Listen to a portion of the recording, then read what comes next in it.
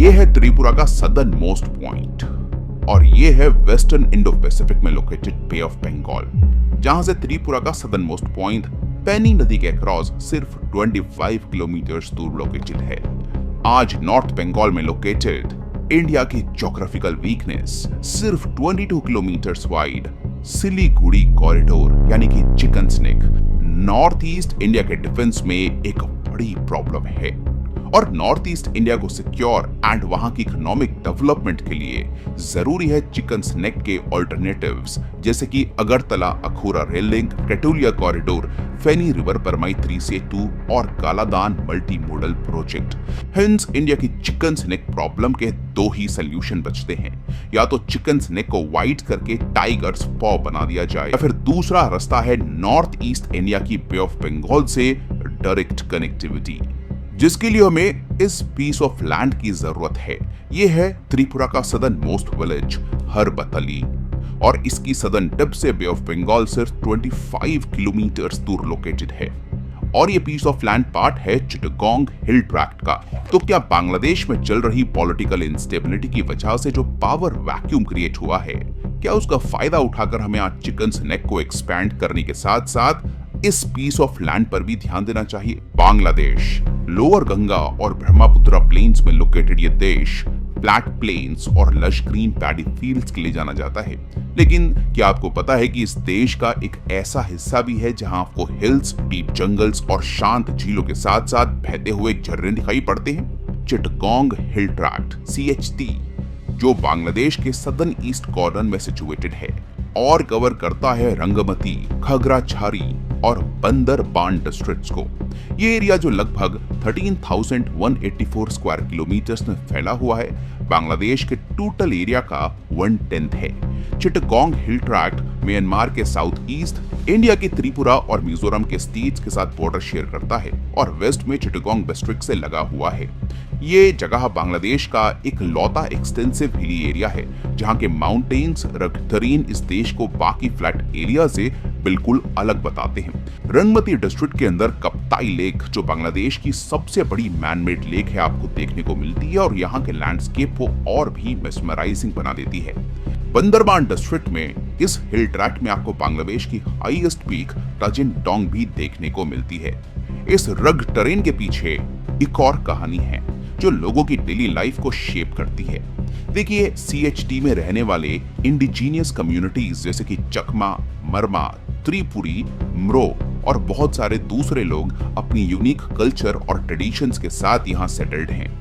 ये लोग बांग्लादेश के मेन स्ट्रीम से अलग हैं, अपनी ट्रेडिशनल लाइफस्टाइल को आज भी जीते हैं और इनके फेस्टिवल्स, आर्ट, क्विजीन एक अलग ही एक्सपीरियंस देते हैं जो शायद देश के बाकी हिस्सों में देखने को नहीं मिलता।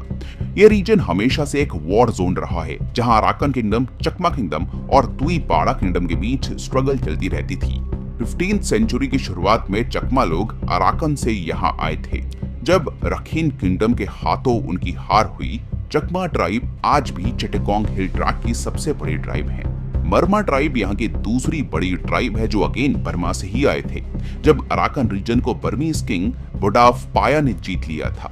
इस रीजन पर कभी चकमा किंग का शासन था, लेकिन मुगलों के साथ भी उनका टकराव होता रहा। एक समय ऐसा आया जब चकमा किंग ने मुगलों से समझौते किए और उनको ट्रिब्यूट के रूप में कॉटन यानी कि कपास देनी शुरू की। मुगल और अर्ली ब्रिटिश रिकॉर्ड्स इस रीजन को जमबुंगो या फिर कपास महल के नाम से जानते हैं। 1787 में ईस्ट इंडिया कंपनी ने चकमा राजा के साथ एक पीस ट्रीटी साइन करने के बाद इस रीजन को अपना ट्रिब्यूटरी स्टेट बना लिया। ब्रिटिश कंट्रोल के दौरान ईस्ट इंडिया कंपनी ने चकमा क्वीन कालंदी रानी की पावर को कमजोर करने के लिए इस रीजन को 3 पार्ट्स में डिवाइड कर दिया, चकमा सर्कल, मोंग सर्कल और बोहमोंग सर्कल। 1860 में ब्रिटिश ने चिटगोंग हिल ट्रैक्ट को ऑफिशियली एनेक्स किया और इसे British India get direct control में ले आए और कोस्टल टाउन चिटगोंग के पास होने की वजह से इस टेरिटरी का नाम चिटगोंग हिली ट्रैक्ट रख दिया गया। और 1947 का पार्टीशन इंडिया और पाकिस्तान के बीच सिर्फ जमीन का नहीं, लोगों के सपनों और आस्थाओं का भी था। और दोस्तों, आप सुनकर यह बात हैरान हुए कि चिटगोंग हिल ट्रैक्ट यानी कि CHT पाकिस्तान को दे दिया गया। ये रीजन 97% नॉन मुस्लिम पॉपुलेशन का घर था। इसमें ज्यादातर लोग बुद्धिस्ट थे।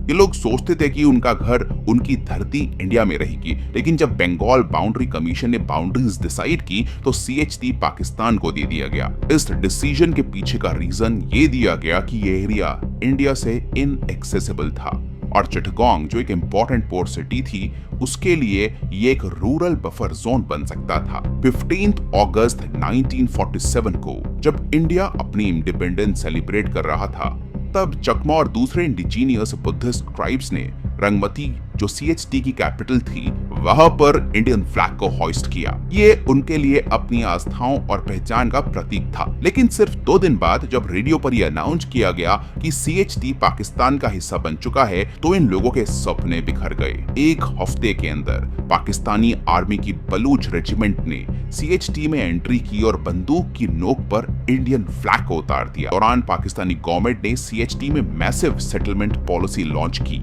ये पॉलिसी इंडिजीनियस पॉपुलेशन की डेमोग्राफी बदलने के लिए थी। 1971 में जहां इस रीजन में नॉन मुस्लिम पॉपुलेशन 98% थी, 2000 आते आते सिर्फ 50% रह गई, जो कि जेनोसाइड से कम नहीं। तो दोस्तों, आज क्या हमें बांग्लादेश में पॉलिटिकल केओस और माइनॉरिटीज पर हमलों को देखते हुए हिम्मत करके इस रीजन को बांग्लादेश से आजाद करा देना चाहिए? CHT पर कंट्रोल भारत के लिए एक बफर जोन क्रिएट कर सकता है, जो चाइना के नॉर्थ ईस्टर्न बॉर्डर पर एनक्रोचमेंट को रोकने में मददगार हो सकता है।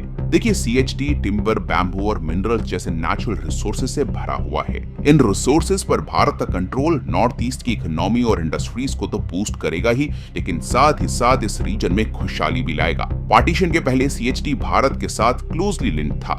ये एरिया भारत को मिलना चाहिए था, क्योंकि 97% पॉपुलेशन नॉन मुस्लिम थी। हेंस इस रीजन का भारत में एसिमिलेशन हिस्टोरिकल रॉन्ग को ठीक करने जैसा होगा। CHT के इंडिजीनियस कम्युनिटीज को बांग्लादेश के शासन में जेनोसाइड का सामना करना पड़ा और त्रिपुरा एंड मिजोरम के अपने ब्रेथरन के साथ यहाँ के लोग बेटर आइडेंटिफाई कर पाएंगे। और मोस्ट इंपॉर्टेंटली, इंडिया का इस रीजन पर कंट्रोल बांग्लादेश के चाइनीज कंट्रोल्ड पोर्ट्स जैसे कि INS शेख हसीना और चट्टोग्राम पर बेटर ओवरसाइट दे सकता है, जो चाइना के इस रीजन में एम्बिशंस को नेस्ते नाबूद कर सकता है। हेंस इस ग्रुप ऑफ एक्सपर्ट्स के अकॉर्डिंग आज हमें इस रीजन को अपने कंट्रोल में लेना काफी इंपॉर्टेंट है और इंटरनेशनल सैंक्शंस की चिंता ना करते हुए चाइना की तरह हमें ऐसा करना चाहिए। तो दोस्तों, ये बात होती है फर्स्ट ग्रुप ऑफ एक्सपर्ट्स की। चलिए बात करते हैं सेकेंड ग्रुप ऑफ एक्सपर्ट्स के अकॉर्डिंग। देखिए, इनके अकॉर्डिंग CHT को कैप्चर करना बांग्लादेश की सुवरेनिटी का उल्लंघन होगा, जो इंटरनेशनल लॉ के अगेंस्ट जाता है and hence Russia and Iran की तरह हमें सैंक्शंस का सामना करना पड़ेगा। ये सैंक्शंस भारत की इकोनॉमी, खासकर IT और फार्मा सेक्टर्स को सीवियरली इंपैक्ट कर सकते हैं। इसके अलावा ऐसा बोल्ड स्टेप लेने के लिए जरूरत है सेंटर में स्ट्रॉन्ग गवर्नमेंट, जो कि आज हमारे पास नहीं है। आज डिप्लोमेटिक एफर्ट्स के चलते भारत और बांग्लादेश के बीच 11 बिलियन $US से ज्यादा का ट्रेड है। CHT को कैप्चर करने के बाद इंडिया और बांग्लादेश के रिश्ते तो डेफिनेटली बिगड़ेंगे ही, साथ ही साथ Bangladeshi population definitely anti India हो जाएगी, जिसका असर ट्रेड और रीजनल कोऑपरेशन पर पड़ेगा। मोस्ट इंपॉर्टेंटली, इस रीजन में मिलिट्री ऑपरेशंस के बाद हमें बांग्लादेशी मिलिट्री इंडिया के चिकन स्नेक को टारगेट करते हुए दिखाई दे सकती है। हेंस ऐसे स्टेप से पहले हमें बांग्लादेश के साथ अपने 4000 किलोमीटर से लंबे बॉर्डर पर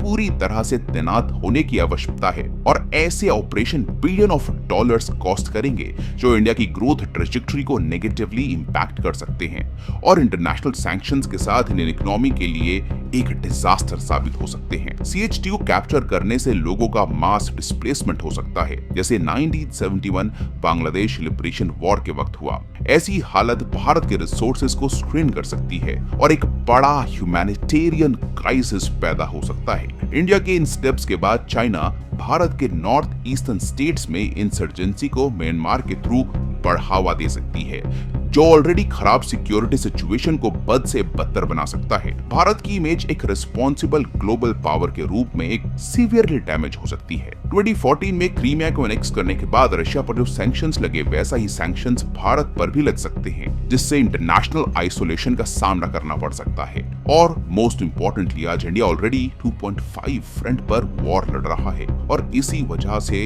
इस स्टेप के बाद बांग्लादेश के साथ एक नया फ्रंट खुल जाएगा। देखिए ऑलरेडी हम 31 फाइटर स्क्वाड्रन से काम चला रहे हैं, जबकि सैंक्शनड स्ट्रेंथ 42 फाइटर स्क्वाड्रन्स की है। ऐसे ही आर्मी की 14 कोर में मैन पावर की कमी है। पहले बे ऑफ बंगाल को भी सिक्योर करने की जरूरत पड़ेगी, जो हमारी ऑलरेडी स्ट्रेच्ड नेवी के लिए एक डिफिकल्ट टास्क साबित होगी। लेकिन दोस्तों अगर हम यहाँ चाइना का एग्जाम्पल देखें तो चाइना का एग्रेशन 2013 के बाद इंक्रीज हुआ। ऑलरेडी चाइना साउथ चाइना सी में इंटरनेशनल कोर्ट जैसे परमानेंट कोर्ट ऑफ आर्बिट्रेशन की रूलिंग को नहीं मानता है। इसका मतलब यह है कि अगर किसी देश के पास इकोनॉमिक स्ट्रेंथ और स्ट्रैटेजिक इन्फ्लुएंस है तो वो अपने गोल्स को एग्रेसिव तरीके से परस्यू कर सकता है, चाहे वो इंटरनेशनल नॉर्म्स के अगेंस्ट ही क्यों ना हो। इसलिए भारत को अभी अपने इकोनॉमिक और मिलिट्री कैपेबिलिटीज को ऐसे ही मजबूत करने की जरूरत है, ताकि हम फ्यूचर में अपने नेशनल इंटरेस्ट को पूरी शक्ति के साथ